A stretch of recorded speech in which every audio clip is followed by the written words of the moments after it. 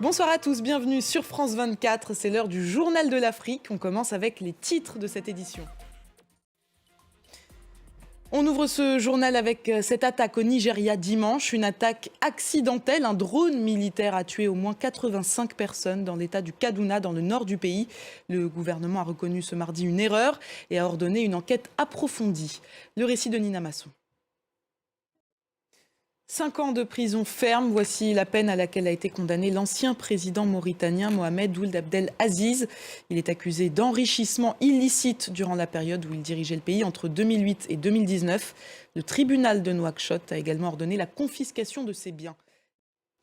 Y a-t-il eu ces derniers jours une tentative de putsch en Guinée-Bissau? C'est en tout cas le motif invoqué par le président Umaro Sissoko Embalo pour dissoudre le Parlement lundi. Jeudi et vendredi, des affrontements ont opposé la garde nationale et l'armée. C'est un traité qui fait beaucoup parler. Il a été signé par Londres et Kigali pour garantir que le Rwanda accueille des demandeurs d'asile arrivés au Royaume-Uni. Toujours cette course à la présidentielle au Sénégal. Il ne reste plus que quelques jours aux candidats pour récolter les parrainages nécessaires pour se présenter. Ils ont jusqu'à dimanche pour obtenir un peu plus de 44 000 signatures de la part des citoyens. Pour certains prétendants à la fonction suprême, ces prochains jours seront cruciaux sur le terrain pour convaincre les Sénégalais de les laisser se présenter. Regardez ce reportage de nos correspondants Sarah Sako et Aminatou Diallo.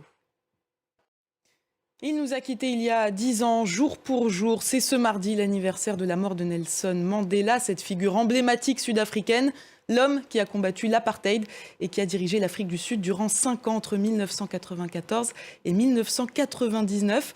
Et à l'occasion de cet anniversaire, on reçoit aujourd'hui sur ce plateau Jacqueline Desrins, ancienne militante contre l'apartheid et interprète de Nelson Mandela lors de sa visite en France en 1993. Bonjour, Bonjour. Merci d'être avec nous sur ce plateau. 10 ans après la mort de Madiba, comme on le surnommait, que reste-t-il de son héritage en Afrique du Sud ? Il reste la grande figure de Madiba. Merci beaucoup, Jacqueline Desrins, d'avoir été Merci avec de nous m'avoir sur ce invitée. plateau. C'était un plaisir de vous recevoir. Voilà, c'est la fin de ce journal. Merci de l'avoir suivi. L'information continue sur France 24.